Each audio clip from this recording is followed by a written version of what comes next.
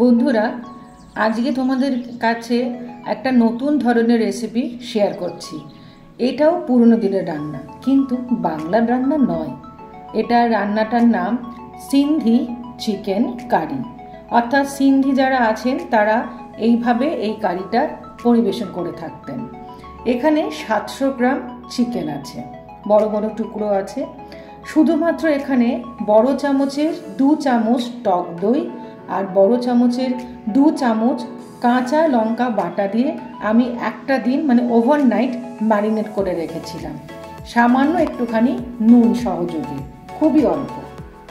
এই রান্নাটি বাদাম তেলে হবে।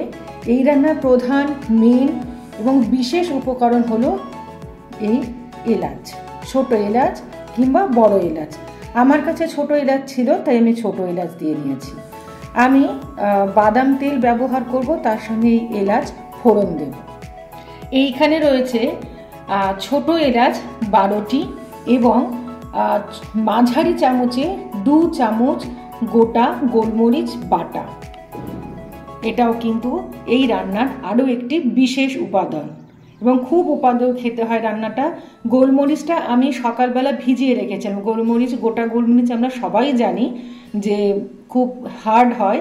সামান্য ঈষদ উষ্ণ জলে একটু ভিজিয়ে রাখবে যদি করো। যদি অসুবিধা হয় গোলমরিচ গুঁড়োতেও করতে পারো, তবে তার সঙ্গে ছোট এলাচে কিন্তু বাটতে হবে। আমি বেটে নিয়েছি। আমি কড়াইতে বাদাম তেল দিয়েছি। এবার আমি অল্পই নুন দিচ্ছি। আমি ম্যারিনেট করেছি সামান্য নুন দিয়ে, তারপরে গোলমরিচ আর ছোট এলাচ বেটেছিও সামান্য নুন দিয়ে, তাই নুনের পরিমাপটা আমি এখন কমই দিচ্ছি। এরপরে যেটা করব তোমাদের আগেই দেখেছি, এই যে গোটা এটা ছোট এলাচ আমি দিয়ে দিলাম।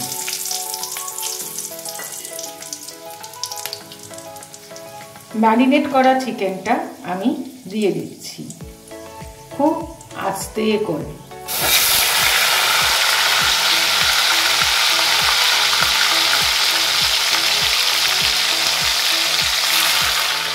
ম্যারিনেট করা চিকেনটা দিয়ে দেওয়ার পর আমি সামান্য হলুদ আর 1 চামচ আর একটুখানি ধনে গুঁড়ো দিচ্ছি।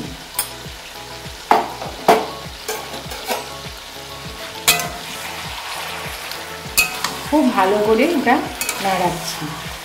তোমাদের একটা কথা বলি বন্ধু, তোমরা সবাই জানো বাড়িতে রঙের কাজ তো হচ্ছেই, প্লাস ইলেকট্রিকেরও কাজ চলছে আর কি। পুরো তার চেঞ্জ করে নতুন তার দেওয়া হচ্ছে, তাই খুবই অসুবিধা হচ্ছে তোমাদেরকে একটু দেখাতে। কিছু মনে করো না তোমরা, চেষ্টা করছি যাতে তোমাদের অসুবিধা না হয়। পুরোটাই অন্ধকারে করা আর কি, তবে চেষ্টা করব তোমাদের যাতে বুঝতে অসুবিধা না হয়। এই 1 চামচ আমি গোলমরিচ গুঁড়ো দিচ্ছি, দিয়ে জিনিসটাকে খুব সুন্দর করে ভাজবো।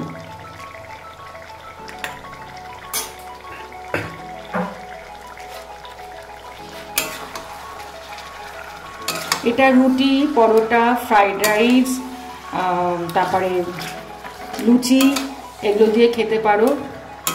খুব সুন্দর খেতে হয়।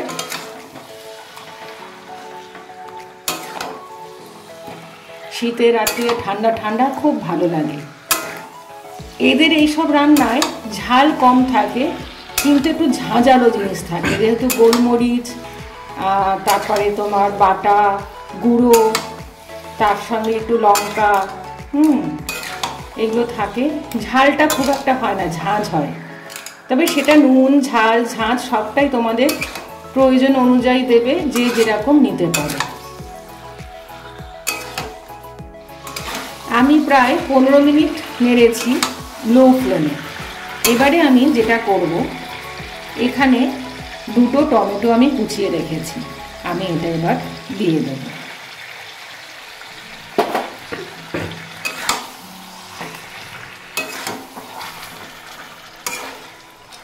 দিয়ে আমি ঢাকা দিয়ে দেব। মাঝে এসে দেখে যাব যতক্ষণ না মাংসটা সিদ্ধ হয়, তার জন্যে আমি ঢাকাটা দিয়ে দিচ্ছি। আমি ঢাকাটা খুলছি। আমি 15 মিনিট মতো রেখেছিলাম। আমি কিন্তু এখনো জুসটা দিইনি, তাতেই দেখো ম্যারিনেট করা ছিল তো ওভারনাইট, মাংস থেকেই জুস বেরিয়েছে। মাংসটা সিদ্ধ হচ্ছে, আর একটু বাকি আছে, পুরোটা এখনো হয়নি। আমি যেটা করব, এই জুসটা দিয়ে দেব।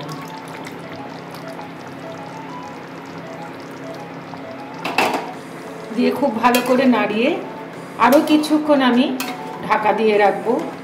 এই রান্নায় কিন্তু আলু দেওয়ার মানে চলে না আর কি, আলু চলে না, এরকমই থাকে। তবে কতটা গ্রেভি থাকবে সেটা তোমাদের উপর ডিপেন্ড করছে, তোমরা কি দিয়ে খাবে তার উপর।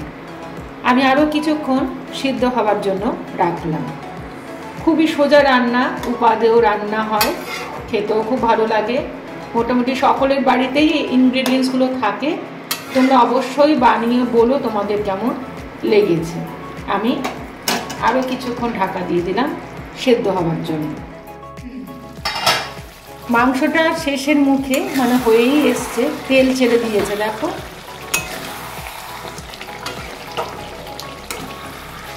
সেদ্ধ হয়ে গেছে। এবারে আমি যেটা করব, এখানে এলাচ আর গোলমরিচ বাটা তোমাদের আগেই দেখিয়েছিলাম, এটা আমি দিয়ে দিচ্ছি। দিয়ে একটুখানি নাড়বো, নেড়ে সার্ভ করে দেবো, তাহলে গন্ধটা থাকবে।